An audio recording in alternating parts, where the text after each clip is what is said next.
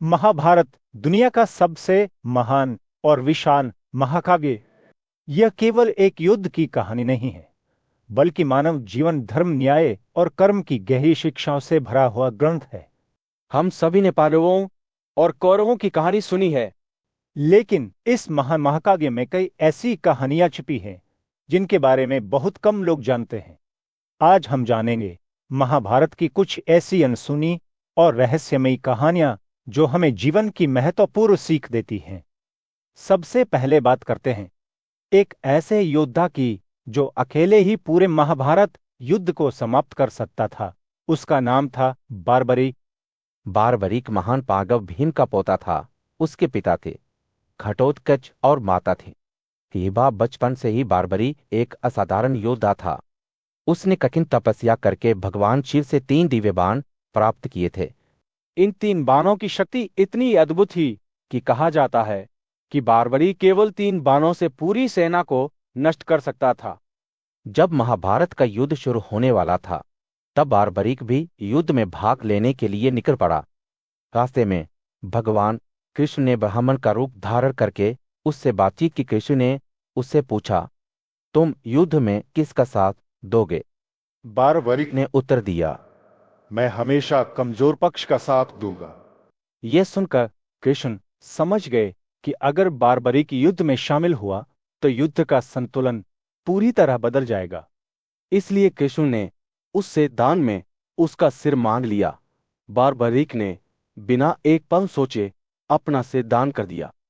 कृष्ण ने उसके सिर को एक पहाड़ी पर रख दिया ताकि वह पूरा महाभारत युद्ध देख सके। यह महाभारत के सबसे महान बलिदानों में से एक माना जाता है। अब बात करते हैं महाभारत के एक और महान योद्धा की, जिसकी गुरु भक्ति आज भी उदाहरण मानी जाती है। उसका नाम था एकलदेव। एकलव्य एक वनवासी राजकुमार था और वह महान गुरु द्रोणाचार्य से धनुर्विद्या सीखना चाहता था। लेकिन द्रोणाचार्य ने उसे शिक्षा देने से मना कर दिया क्योंकि वह राजकुमार नहीं था। फिर भी एकलव्य ने हार नहीं मानी। उसने जंगल में द्रोणाचार्य की मिट्टी की मूर्ति बनाई और उसे अपना गुरु मानकर स्वयं अभ्यास करना शुरू कर दिया। कड़ी मेहनत और लगन से वह एक महान धनुर्धर बन गया। जब द्रोणाचार्य को यह पता चला तो उन्होंने गुरु दक्षिणा में उसका अंगूठा मांग लिया। एकलव्य ने बिना किसी शिकायत के अपना अंगूठा काटकर द्रोणाचार्य को दे दिया। यह कहानी हमें सिखाती है कि सच्ची भक्ति और समर्पण क्या होता है। अब बात करते हैं महाभारत के सबसे दुखद और महान पात्रों में से एक की। उसका नाम था कर्ण। कर्ण एक महान योद्धा था, लेकिन उसका जीवन संघर्ष और अपमान से भरा हुआ था। बहुत कम लोग जानते हैं कि कर्ण वास्तव में कुंती का पुत्र था और पांडवों का बड़ा भाई था। लेकिन यह सच उसे बहुत देर से पता चला। कर्ण को बचपन से ही समाज में तिरस्कार का सामना करना पड़ा, क्योंकि लोग उसे एक सारथी का पुत्र समझते थे। फिर भी उसने कभी हार नहीं मानी और अपनी प्रतिभा से महान योद्धा बन गया। दुर्योधन ने उसकी प्रतिभा को पहचाना और उसे अम्र देश का राजा बना दिया।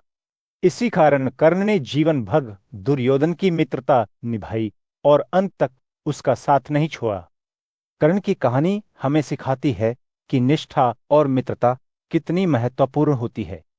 अब बात करते हैं महाभारत की एक रहस्यमयी और भयावह कहानी की। यह कहानी है अश्वत्थामा की। अश्वत्थामा द्रोणाचार्य का पुत्र था और एक महान योद्धा भी था। महाभारत युद्ध के अंत में जब कौरवों की हार हो गई, तब क्रोध में आकर अश्वत्थामा ने रात के समय पांडवों के शिविर पर हमला कर दिया। उसने कई योद्धाओं को मार डाला, जिनमें द्रौपदी के पुत्र भी शामिल थे। यह एक गंभीर अपराध था। इसलिए भगवान कृष्ण ने अश्वत्थामा को श्राप दिया कि वह हजारों वर्षों तक धरती पर भटकता रहेगा और अपने कर्मों का फल भोगेगा। कहा जाता है कि अश्वत्थामा आज भी अमर है और पृथ्वी पर कहीं भटक रहा है। इन सभी कहानियों से हमें एक महत्वपूर्ण बात समझ में आती है। महाभारत केवल युद्ध की कहानी नहीं है, यह जीवन की गहरी शिक्षाओं से भरा हुआ ग्रंथ है। यह हमें सिखाता है कि अहंकार, लालच और क्रोध अंत में विनाश की ओर ले जाते हैं और धर्म, सत्य और न्याय हमेशा अंत में जीतते हैं। महाभारत केवल एक कहानी नहीं, बल्कि मानव जीवन का दर्पण है। इसमें छिपी कहानियां आज भी हमें सही रास्ता दिखाती हैं। शायद यही कारण है कि हजारों साल बाद भी महाभारत दुनिया भर के लोगों को प्रेरित करता है। और यही है महाभारत की सबसे बड़ी शक्ति,